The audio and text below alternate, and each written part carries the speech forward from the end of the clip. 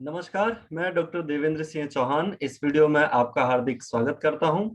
आज दिनांक है 11 जुलाई 2021 और आज विश्व जनसंख्या दिवस है। तो मैं आपको विश्व जनसंख्या दिवस के बारे में और विश्व में जनसंख्या के बारे में कुछ छोटी छोटी जानकारियां देने के लिए इस वीडियो में आपके सामने आया हूं। तो हम ध्यान से इस दिवस के बारे में थोड़ा समझते हैं कि ये क्या है और विश्व में जनसंख्या कैसी है। हम 11 जुलाई को विश्व जनसंख्या दिवस मनाते हैं और आज पूरी दुनिया मना भी रही है।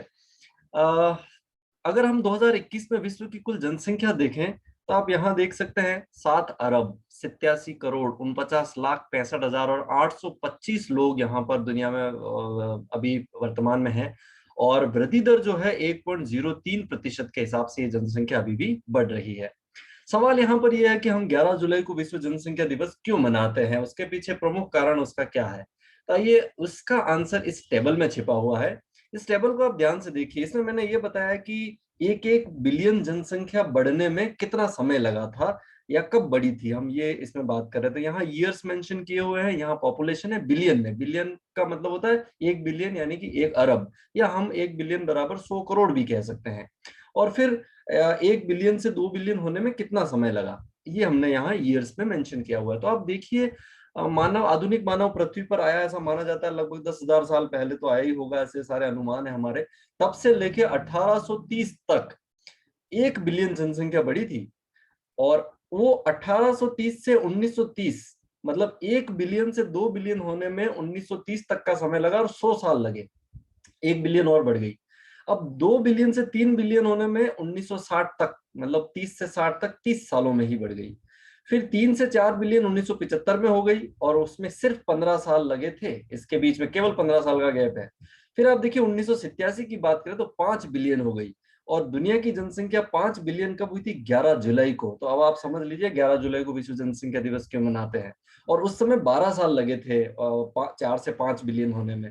फिर 5 से 6 बिलियन 1999 में हो गई और फिर 12 साल लगे। 6 से 7 बिलियन 2011 में हो गई और फिर 12 साल लगे। 31 अक्टूबर 2011 यूएनओ के हिसाब से हम देखें तो ये जो जनसंख्या 7 बिलियन हो गई थी, तो 12 साल ही लगे। फिर हम 2023 में, अब हम आगे भविष्य की बात कर रहे हैं, 2023 में 8 बिलियन हो जाएगी, 12 साल लगेंगे।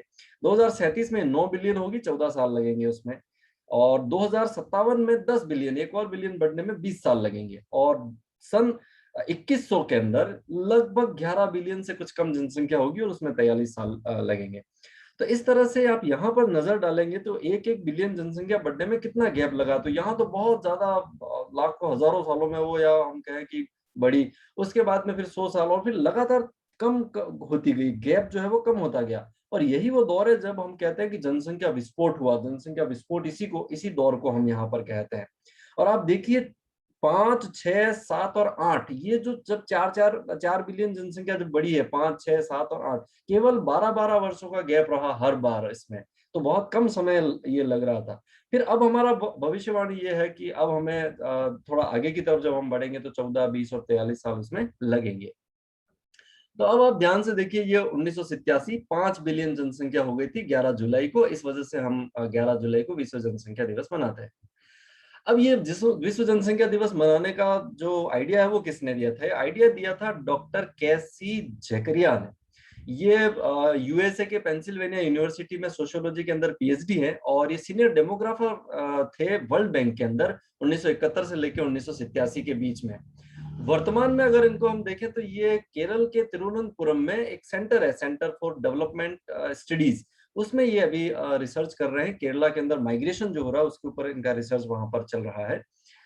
तो इनका जो सुझाव था, उस सुझाव को मानने के बाद में UNDP, United Nations Development Programme, जो यूएनओ के तहत चलता है, उस प्रोग्राम के तहत ये पहला जनसंख्या दिवस जो मनाया गया था वो 1990 में 1989 के अंदर मनाया गया था, जबकि वो घटना 1987 की थी। पर 2 साल हमें लगे। तो पहला जो विश्व जनसंख्या दिवस है वो 11 जुलाई 1989 को मनाया गया था। तब से हम हर वर्ष ये जो जनसंख्या दिवस है उसको हम मनाते हैं। अब यूएनडीपी जो है वो यूएनओ के तहत काम करता है और ये पूरे विश्व लेवल पर ह्यूमन ह्यूमन वेलफेयर के लिए काम करता है। जैसे हम अभी सस्टेनेबल डेवलपमेंट गोल्स उनको हासिल करने की भी बात करें तो यही उसके ऊपर काम कर रहा है। तो ह्यूमन वेलफेयर पर काम करने वाली एक प्रमुख संस्था हम कह सकते हैं, जो इस प्रोग्राम के तहत ये प्रोग्राम चलाती है। अब सवाल यह है कि हम जनसंख्या दिवस क्यों मनाते हैं? वो इसलिए ताकि जो पॉपुलेशन विश्व लेवल पर जनसंख्या संबंधी जो मुद्दे हैं, जो इश्यूज हैं, उनमें जन जागरूकता फैलाने के लिए, उन इश्यूज को लेकर, जैसे हम इम्पोर्टेंस ऑफ फैमिली प्लानिंग, हम परिवार नियोजन के महत्व की बात करें, जेंडर इनइक्वालिटी की हम बात करें, पॉवर्टी की बात करें, मैटरनल हेल्थ, मातृत्व स्वास्थ्य की बात करें, ह्यूमन राइट्स की बात करें, ऐसे जो इश्यूज जो जो जनसंख्या से जुड़े हुए इश्यूज हैं, उनमें जन जागरूकता फैलाने के लिए वर्ल्ड लेवल पर हम ये विश्व जनसंख्या दिवस मनाते हैं। हर साल ये किसी न किसी थीम पे मनाया जाता है। 2021 की जो थीम है वो यहाँ नीचे लिखी हुई है, rights and choices are the answer, whether baby boom और bust, the solution to shifting fertility rates lies in prioritising the reproductive health and rights of the people. अब हम बात करेंगे कि विश्व में सर्वाधिक जनसंख्या वाले देश कौन कौन से हैं। तो आप यहाँ पर 2021 के जो डेटा है, अनुमानित डेटा हम जिसको कहते हैं, जो एक अच्छा अनुमान है, उसके हिसाब से हम देखें तो यहाँ देखिए सबसे ज्यादा जनसंख्या चाइना में है। नंबर 1 देश है ये दुनिया का, लगभग 18.47% पॉपुलेशन इसमें निवास करती है। दूसरा बड़ा देश भारत है, जिसमें 17.70% पॉपुलेशन निवास करती है। अब अगर इन दोनों देशों की जनसंख्या हम मिला दें तो दुनिया की लगभग 36% जनसंख्या केवल इन दो देशों में रहती है। 36% पॉपुलेशन ऑफ द वर्ल्ड केवल दो कंट्रीज में है, और दोनों एशिया में स्थित है। यहाँ पर देखिए यार, इस सेक्टर के अंदर तीसरा बड़ा देश यूएसए है 4.25% के साथ में, यहाँ पर ये यूएसए। चौथा बड़ा देश इंडोनेशिया है 3.51% के साथ में, ये इंडोनेशिया। पांचवा पाकिस्तान 2.83% के साथ में। छठा ब्राजील 2.73% के साथ में, यहाँ पर ये दक्षिणी अमेरिका का देश है। नाइजीरिया ये अफ्रीका का देश है 2.64% के साथ में।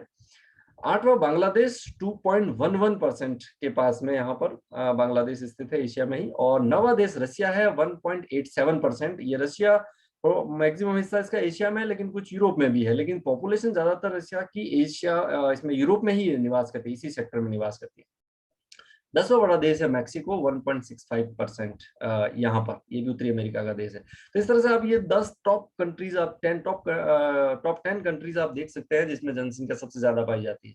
और यहाँ पर एक आश्चर्यजनक बात यह है कि दुनिया की 36% जनसंख्या तो इन दो देशों में है, और दुनिया की 58% जनसंख्या केवल इन 10 देशों में निवास करती है। 58% पॉपुलेशन ऑफ द वर्ल्ड केवल इन इन इन 10 देशों में ही निवास करती है। तो ये 10 देश कितने महत्वपूर्ण हो जाते हैं दुनिया के स्तर पर, आप ध्यान से देखिए। अगला हम अगर कॉन्टिनेंट वाइज बात करें तो दुनिया में सबसे ज्यादा पॉपुलेशन रखने वाला जो कॉन्टिनेंट है वो एशिया है। लगभग 60% विश्व की जनसंख्या एशिया में निवास करती है, और उसमें से भारत और चाइना ही सबसे बड़े दो देश हैं, जिसमें से दुनिया की 36% तो इन दो देशों में ही है। दूसरा बड़ा जो महाद्वीप है वो अफ्रीका है 17.72% के साथ में। तीसरा यूरोप है 9.59%। चौथा नॉर्थ अमेरिका 7.60%।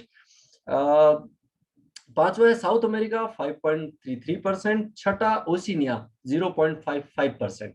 इसमें सबसे कम पॉपुलेशन पाई जाती है, देखिए लगभग आधा परसेंट दुनिया की। इसको ओशिनिया कहते हैं, ऑस्ट्रेलिया भी कहते हैं, मैक्सिमम हिस्सा तो इसी का है, लेकिन न्यूजीलैंड वगैरह और आइलैंड ये सब मिला के इनको ओशिनिया भी कहा जाता है।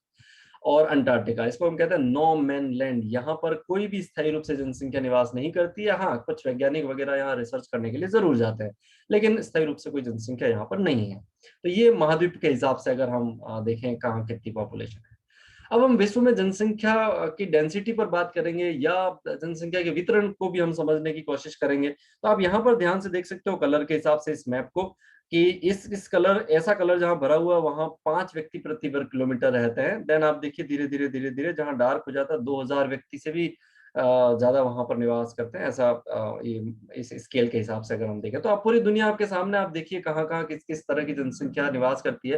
लेकिन मैं आपको यहाँ ये बता देता हूँ कि दुनिया में सबसे ज्यादा जनसंख्या इस क्षेत्र में, एशिया में तो है ही है, लेकिन एशिया के भी इसी क्षेत्र में सबसे ज्यादा पॉपुलेशन निवास करती है। इसको हम कहते हैं, ये तो दक्षिणी एशिया और ये पूर्वी एशिया, तो दक्षिणी और पूर्वी एशिया मिलकर दुनिया का सबसे ज्यादा पॉपुलेशन वाला हिस्सा यहाँ पर है।